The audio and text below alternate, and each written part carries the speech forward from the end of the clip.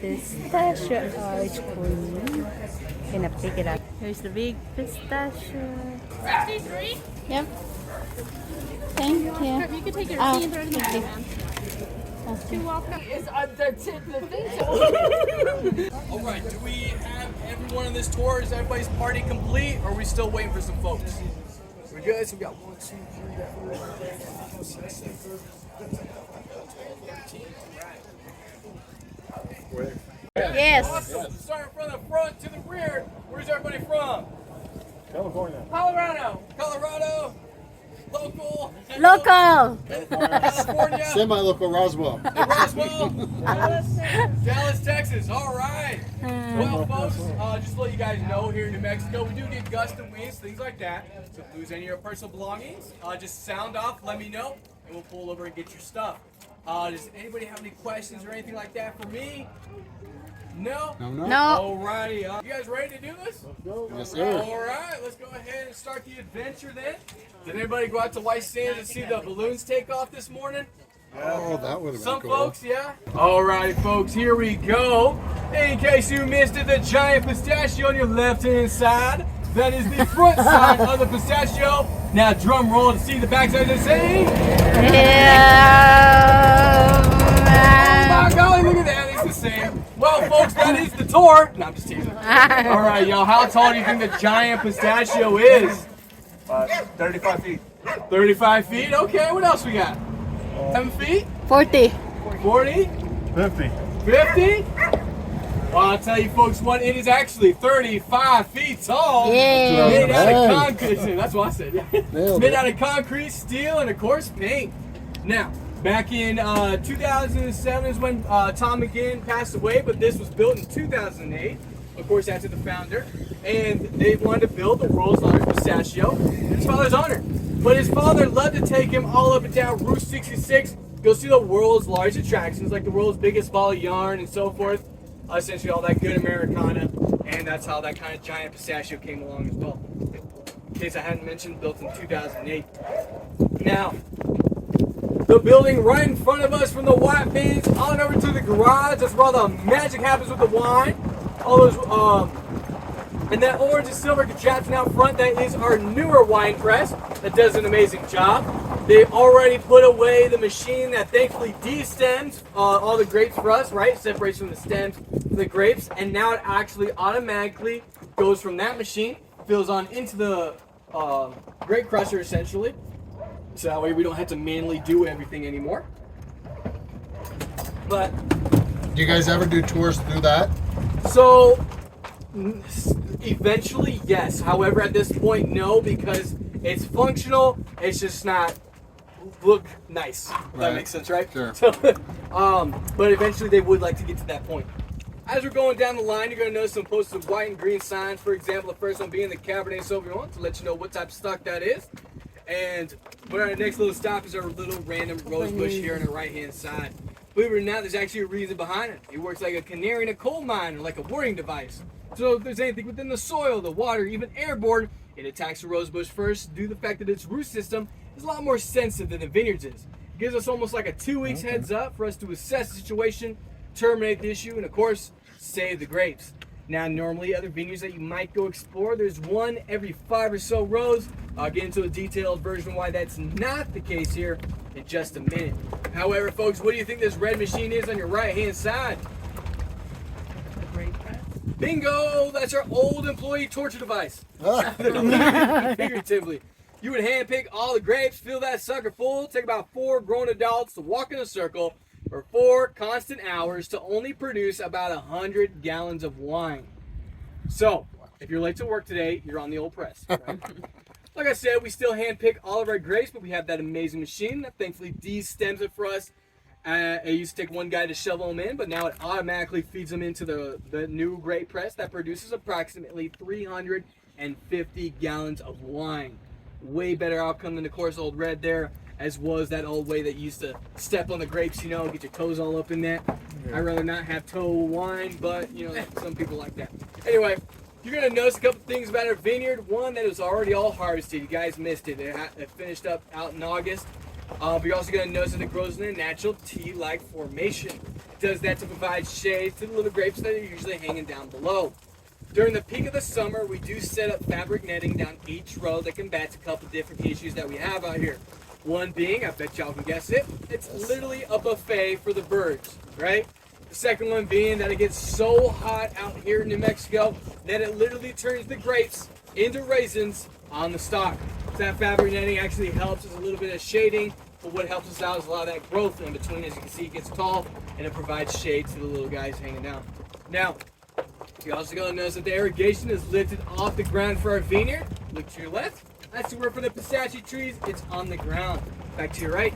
The reason why it's lifted off the ground for the vineyard is so that way it can spray onto the grapes, down the stalk, into the root system to get the maximum amount of hydration. Each row for the vineyard gets 27 gallons of water each week. However, we do water more as necessary because as soon as water hits the ground here, it almost immediately evaporates. As you folks can see, this soil is very clay-like. Hard for water to seep down into the soil. So a lot of this growth down each row, all this green, is there on purpose. It actually acts as, entry points for the water to seep down in, and so that way it can get down into it. You're also going to notice the mulch down each row. That helps hold in a lot of the moisture as well. Now, yeah, so it's a grass, I forget the type of grass, and some weeds. They actually, the vineyard and they work together to both thrive, surprisingly. And like I said, they get about as tall as the vineyard to help produce shade and coverage for these guys. But of course, before we harvest, we bring the tractor down, cut down each row, and make sure there's no rattlesnakes or things that, because they were out here, so that way the farmhands, of course, will have a protective way to harvest these guys. Now back in 2000, as I wasn't getting ahead of myself, there's 6 different types of grapes. You have the Cabernet Sauvignon, Cabernet Sauvignon Blanc, Gewürztraminer, Zinfandel, Merlot, and Chardonnay. Those are the 6 that we do have here. Also, folks, 21 and over, you're up to 4 free wine tastings each up at the bar. It is 5 o'clock somewhere, so it counts. Now, back in 2011, we had a great freeze that came down from Canada, and over several days, it was in negative double digits, and it killed over 80% of our vineyard, all of those rose bushes, and over 300 of our pistachio trees, to the point we are still feeling that devastation to this day. You folks remember back in 2021 when Texas froze over? A lot like what happened here, but back in 2011. Now, you're gonna notice all these little white boxes. Those are our young vines that were just planted about 3.5 months ago. That's why you can start seeing them popping out of little white boxes. The reason for the box is to act as a barrier against vermin like ground squirrels, rabbits, things like that.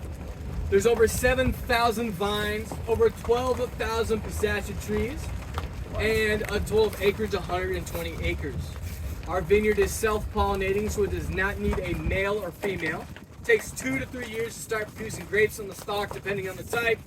And it can live up to 120 years as long as the weather and water is all from standard. And harvest time is in August for the vineyard.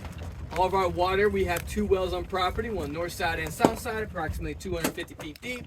And a lot of our water comes down from the mountains, of course. So here in New Mexico, we drill for water a lot like how we drill for oil, right? Here in New Mexico, a lot of our water is underground.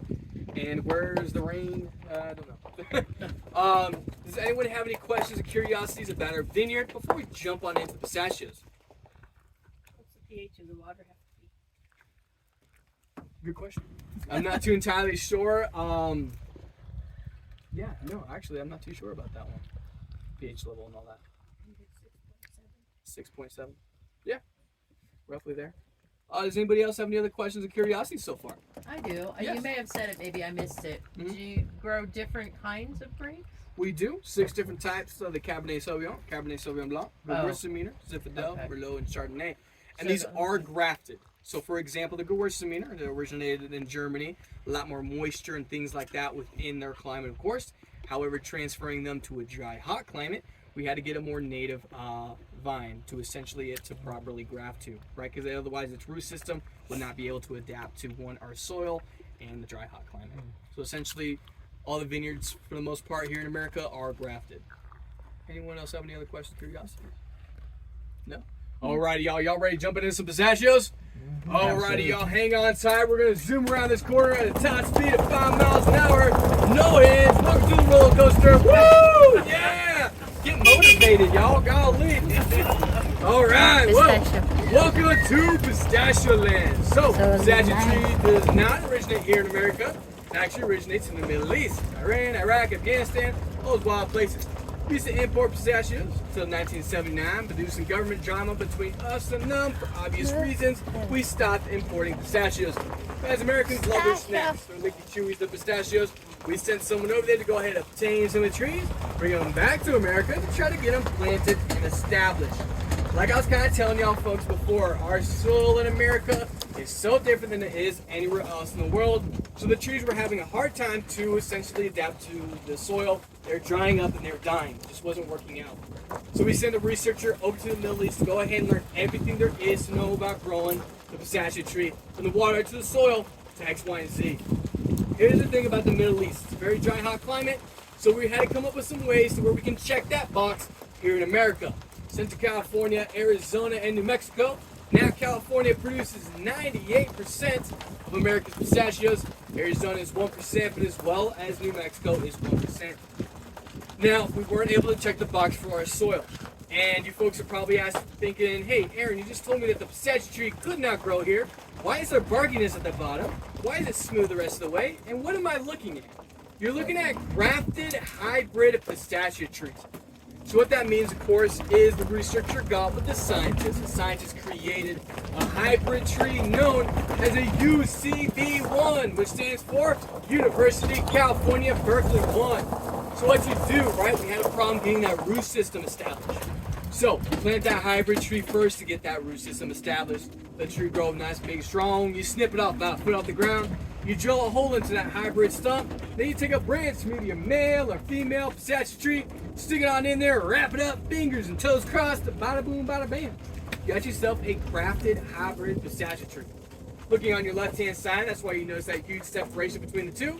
However, on your right-hand side, you'll notice that bark starts slowly climbing up that tree to essentially morph into one tree. You folks may have just learned that there's a male and a female pistachio tree. So let's go ahead and take a look at this nice shade tree here on our right-hand side. Folks, do you notice any pistachios on this tree? No. Nothing. No. It's a male. What do you guys think? Is it a male or is it a female? It's a male. That is correct. Now, the male pistachio tree only has one job. That job is to provide us with the pollen. And they only work 20 days out of the year. The rest of the time, they're watching these beautiful ladies do the rest of the work. Some of y'all probably looking at each other like, oh, yeah, that sounds about right. So, now, as much as we love our pollinating bugs and things like that, like bees and such, they do not do the pollinating for the pistachio tree. The pistachio tree, it's all wind pollinated. So here in New Mexico, we get a lot of south to north winds. The majority of males are planted on the south side. However, they are at random. Now the ratio, male to female, is one male is in charge of 20 females. There's only one type of male, he's known as Peter.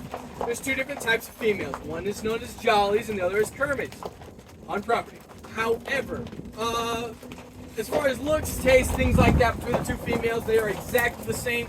The only difference is the Jollies will produce a larger pistachio, but less to their bunch, where Kermits will produce more to their bunch, but a smaller size pistachio. There's over 100 different type of species for the female pistachio tree.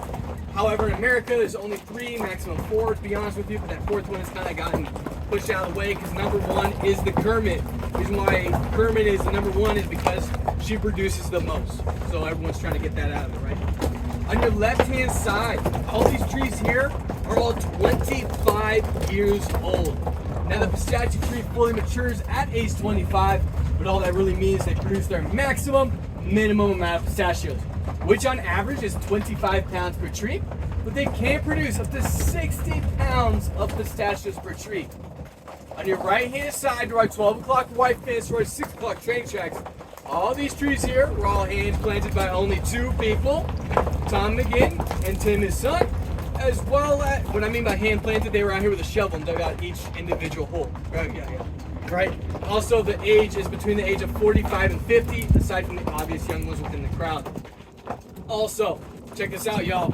It takes 8 years for that pistachio tree to start producing pistachios on the tree. So at that, essentially, grafting process, 8 years, until you start seeing some sort of profit or pistachio or anything like that, right? And that first bunch, you're lucky at about half a pound, 8 ounces, right? But yeah, you gotta wait until about 25 years when they start really producing their maximum minimum amount. So, does anyone have any questions or curiosity so far? When are you guys harvest the pistachio?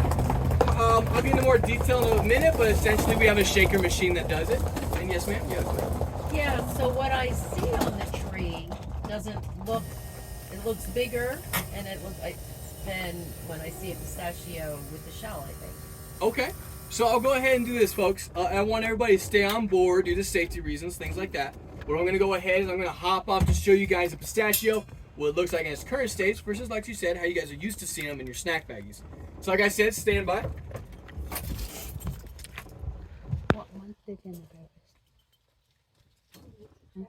So the pistachio changes in color. It starts off as a maroon red speck, moves over into kind of a green in color, and into kind of a yellow in color.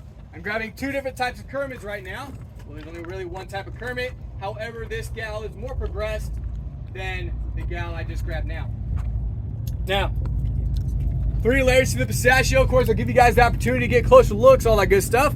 3 layers that have a fruit-like skin. The next one being where it's starting to form its hull or its shell. And of course, the 3rd layer being the pistachio, the part you actually consume.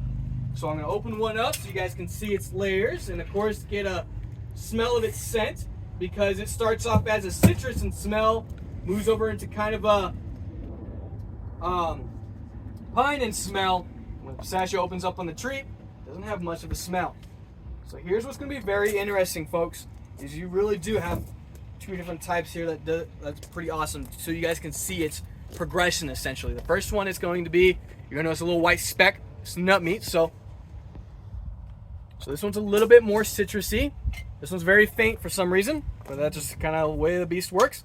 The next one I'm showing you is that pistachio already started to form and it's already popped the shell open on the tree because the pistachio opens up on the tree. These trees are designed to an 80 to 90% open rate.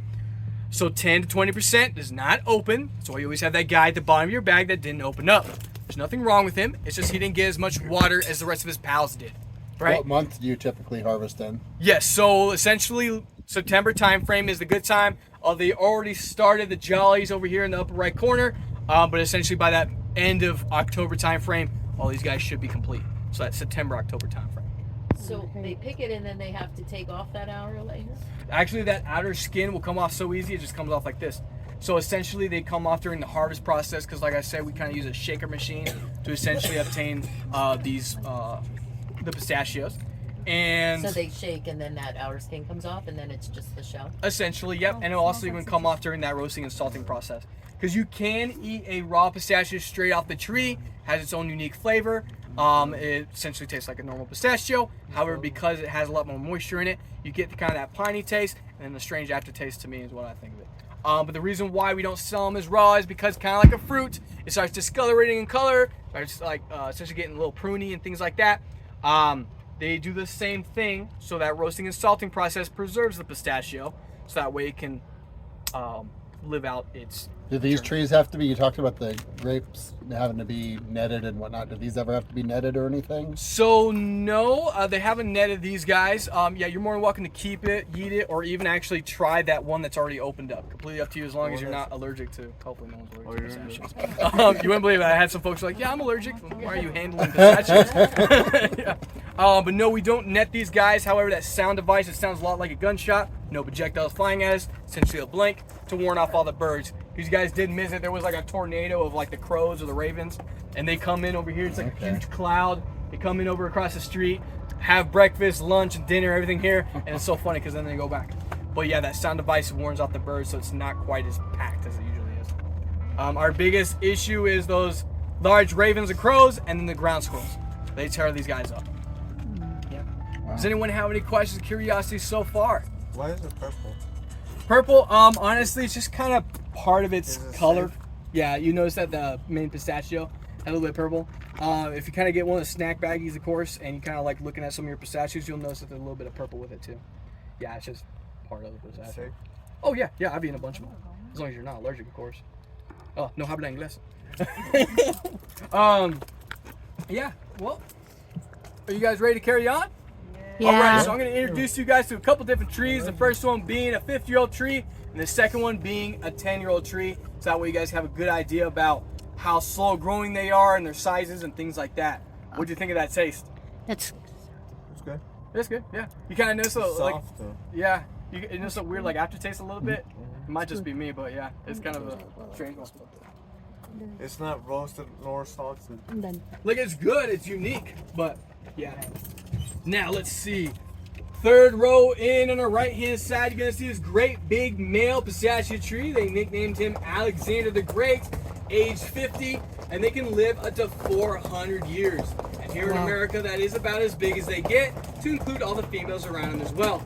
Also, they'll keep on producing the pollen and the pistachios throughout that whole time. And as we're going by, I essentially just want you folks to take a little mental note of Alexander's, because like I said, comparing it to that 10-year-old tree. Yeah, about age 60, they go through a midlife crisis where they'll drop severely in numbers or increase severely in numbers. They'll find their new average at about 35 pounds per tree.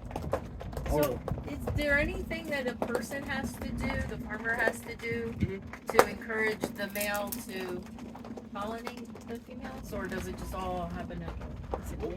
Yeah, the wind essentially helps it, but if, of course, you were to do it at home, a good way to do it essentially is grab it, because the male, it looks like a little small Christmas tree essentially. It's like a little bud. You'll grab it, kind of crush it up in your hands, and kind of throw it on the females. Essentially, if you have a small area. However, in fact, if it's a big orchard like this, it's a little bit harder to kind of get everybody out here to kind of spread it, so that wind really helps us out. And the male has to do that every year? Correct. Pollinate the female? Once a year, and in April time frame. Yep. Alrighty, folks. Her name is Bernice. She's 10 years old. Produced her first bunch of pistachios at age 8. That weighed just shy of half a pound. Ladies and gentlemen, Bernice is that twig held up by a stick on our right hand side, closest to the road. She is not an underdog. That is her normal size. That one left? Isn't that absolutely insane? Uh-huh. Could y'all imagine 10 nothing years but old. that out here 10 when you years first started? old. So like Absolutely insane. 10 years to get to that. Similar. All the trees around her are over 30 years older than she is. 10 years old. And matter of fact, the tree on the right hand side closest to us, y'all see that half moon shape there towards the base of the tree? Y'all, we had a giant squirrel bite that tree. I'm teasing, no. Actually, that's just a wound that happened during harvesting. Matter of fact, this wound up here as well, on the right hand side towards the base of the tree. So how does it work? You have a shaker and you have a catcher. Shaker has these 2 rubber pieces that come around the tree, become one of the tree, and shake the ever living snot out of it for 3 to 6 seconds. Everything falls down, slides down to conveyor belt, on over to the carrier. But how does it obtain the wound? During the shaking process, the rubber piece can kind of get misplaced and moved out of the way, and the metal will dig into the tree and of course cause a wound. Now it can dig so deep to where it'll kill that whole side of the tree, or kill the whole tree entirely. Second row in, our right hand side, you're gonna see this goofy looking pistachio tree. That's one of our Franken trees. What happened to him is the whole top portion died, but the rest of them was still alive. So what did we do? We grafted it. The boss man told me that one is stubborn as all hell. That one took like 14 years for it to finally take what y'all see attached to it now. Absolutely insane. You're gonna notice duct tape around some of the trees. We use duct tape as a band-aid to protect that exposed wound. That essentially that's not supposed to see the day of lights, right? Now, second row in the right hand side is another Franken tree. Sadly, she was already harvested, but she had 40 plus pounds of pistachios on her. She was absolutely full, doing an amazing job, just out here kicking butt and taking names. I loved comparing her against this gal right here. This gal was not harvested. However, you're gonna notice she only has onesies and twosies of bunches on her. So you would presume that maybe she's sick or something's wrong. Actually, she's perfectly fine. All she's doing is she's adding an extra growth ring to her root system, taking more vitamins, sugar, and water, and all that good stuff. So that way that next year she can have a bigger and better push. Also, she's a little salty that her man only works 20 days out of the year, right? So it's time for her to take a break. All the younger females, all naturally sync up with the older females. They all provide pistachios at the same time, as well as harvest is all at the same time. And right, April is when they start pollinating. Essentially, late September, October is when they start harvesting. A harvest is only once a year, and the rest of the time they're really just trying to get to the winter and survive. It doesn't get too cold here. It gets about as low as 32 degrees, which yes is cold. However, it's a dry cold, and especially compared to maybe the East Coast, it gets way colder over there. They can withstand so many days in that negative double digits, as well as that 120 plus degree weather. Also, a weird fact about pistachios is a pistachio is not a fruit nor a nut. A pistachio actually falls to the family known as drupe. D-R-U-P-E. Has anyone ever heard this before? No. No. Okay, once in a while I have one person. The reason why it's labeled as a drupe is the way that's layered from the outer fruit-like skin to the pistachio being a seed. However, due to FDA regulations and allergies, it is regulated as a tree nut. What else is a drupe? Peaches, cherries, apricots, things like that. Has anyone tried the homemade pistachio ice cream? Yes. Sure. Honest opinion, folks, what y'all think? That was awesome. Good. It's all gone. Great stuff. Yeah. It's all homemade here in the building on the left-hand side. Took 16 batches to perfect that taste. Absolutely delicious. Way better than your store-bought pistachio ice cream. Your store-bought's a lot more vibrant and green and unnatural looking. That's because they put on that food coloring and sugars, preservatives, all that junk in your ice cream. As to we're here, we like to stay organic and healthy and all that good stuff, right? So we don't even spray pesticides on either the crops, the pistachios, or the grapes. Everything's all organic, healthy, and all that good stuff. So, well, one last time, folks. Does anybody have any questions or curiosities about our pistachios before we carry on? No. No? Okay, no worries. Oh, I do. Did Yeah. you tell us how many trees that you have? Yeah, there's over 12,000 pistachio trees, over 7,000 vines, and 120 acres. And on average, it's about 25 pounds per tree. So what is it? 25 times 12 is 300,000 pounds a year is average. Wow. But I think the most they've ever reeled in was 500,000, 500,000. Yeah, that's a lot of pistachio. Mm-hmm. In the back side of this building, we do have a kitchen. Inside that kitchen, they specialize in all the candies and brittles and things like that. So today, their main mission is that pistachio brittle. I kid you not, like all day long, it's all they're working on. To the point where you can smell it out here. It's absolutely delicious. So everything's done here on property, grown, harvested, bottled, roasted, salted, potato. The only time I ever leaves, of course, is y'all enjoy the wine or the snack and take it with you on your next adventure. After I tour, you're more than welcome to come these first couple rows of the vines. There's nothing really too exciting going on. They're harvested. There might be a couple raisins on them. But the first couple rows of the pistachio trees, you folks are more than welcome. Go get pictures, family photos, all that good stuff. Just keep your eyes and ears open because we do have rattlesnakes and farm dogs on property. That's how you guys are tracking that. Other than that, I hope you guys enjoyed your tour, learned a little something. If you don't mind, go online. Leave tour driver 880 Ron a review. If I did good, awesome. Okay guys, the pistachio land tour is done. So we just go around the vineyard and the pistachio tree. And then now we're ready to back on the road. Going back home. See you later. Bye.